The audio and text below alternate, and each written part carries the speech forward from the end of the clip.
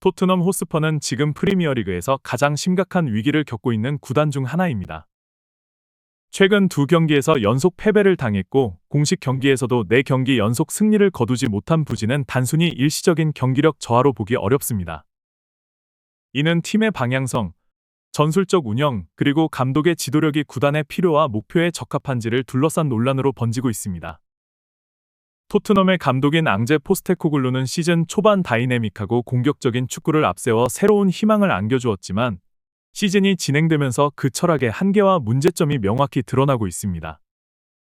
이제 토트넘은 단기적인 성과뿐 아니라 장기적인 방향성을 놓고 중대한 기로에 서 있습니다. 포스테코글루 감독은 공격적인 축구와 전방 압박을 중심으로 하는 전술로 토트넘 팬들에게 기대감을 심어주었습니다.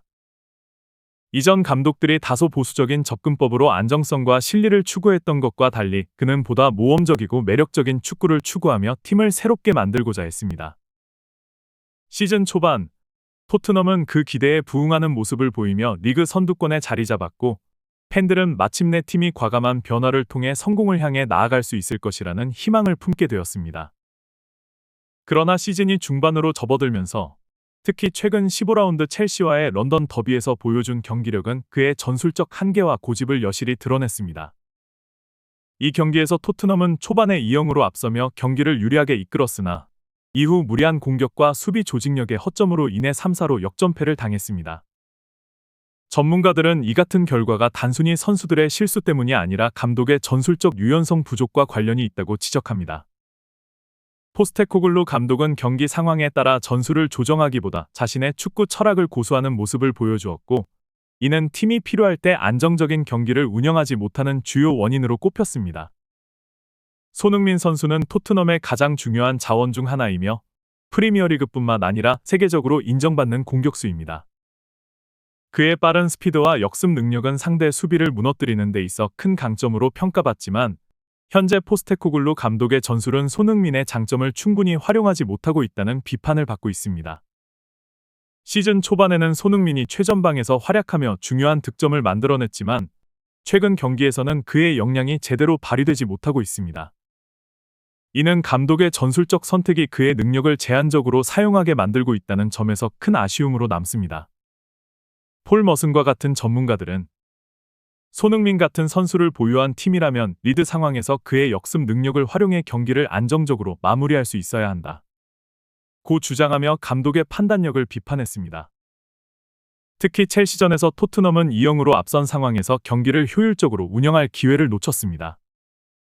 손흥민의 역습 능력을 적절히 활용했다면 상대의 수비 뒷공간을 공략하며 추가 득점을 만들어낼 수 있었을 가능성이 큽니다. 하지만 포스테코글루 감독은 여전히 공격적인 경기 운영을 고집하며 상대의 반격을 허용했고, 이는 팀의 패배로 이어졌습니다. 포스테코글루 감독의 전술이 직면한 또 다른 문제는 체력적 한계와 일정 관리 실패입니다. 그의 전술은 전방 압박과 빠른 템포를 중심으로 하고 있어 선수들에게 상당한 체력적 부담을 요구합니다. 시즌 초반에는 이 전술이 효과적으로 작동했으나 시즌이 진행되며 일정이 빡빡해지고 부상자가 늘어나면서 팀의 약점이 점점 더 명확히 드러나고 있습니다. 첼시와의 경기에서도 초반에는 강렬한 전방 압박이 효과를 보였으나 시간이 지나며 압박의 강도가 약화되고 상대에게 공간을 허용하는 장면이 반복되었습니다. 이는 팀의 조직력이 경기 후반으로 갈수록 약화되었음을 보여주는 단적인 사례입니다. 이러한 문제는 부상자 속출로 인해 더욱 심화되고 있습니다. 주요 선수들이 전력에서 이탈하며 감독의 전술적 선택 폭이 좁아졌고, 이는 팀의 전반적인 경기력 저하로 이어지고 있습니다. 포스테코글루 감독의 미래를 둘러싼 논의는 현지에서 극명하게 엇갈리고 있습니다. 감독 경질을 주장하는 측은 그의 고집스러운 철학과 비현실적인 경기 운영 방식을 강하게 비판하며 구단이 새로운 지도자를 찾아야 한다고 주장합니다.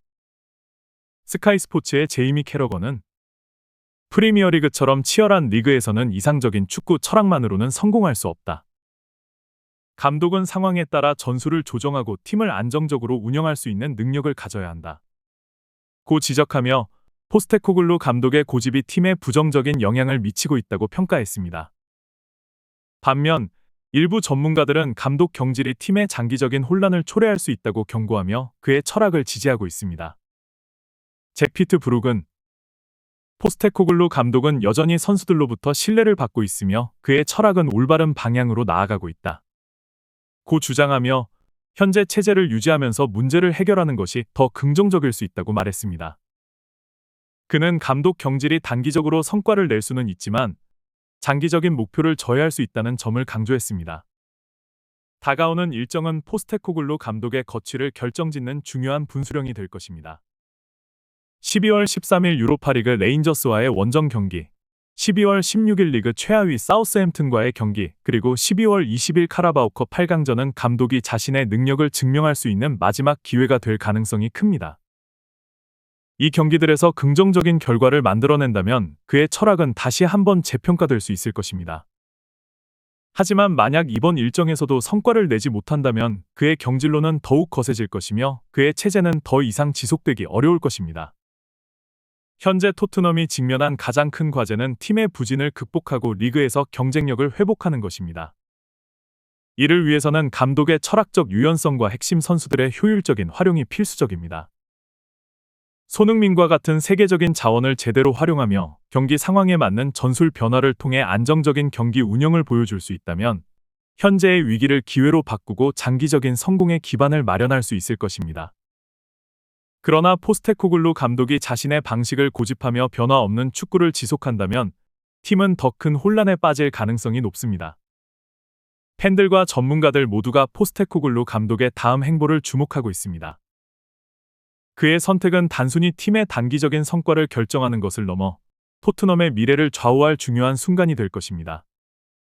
감독이 이 위기를 극복하며 팀을 다시 일으켜 세울 수 있을지, 아니면 토트넘이 새로운 리더십을 찾아야 하는 상황에 직면하게 될지 다가오는 경기들이 그 답을 말해줄 것입니다.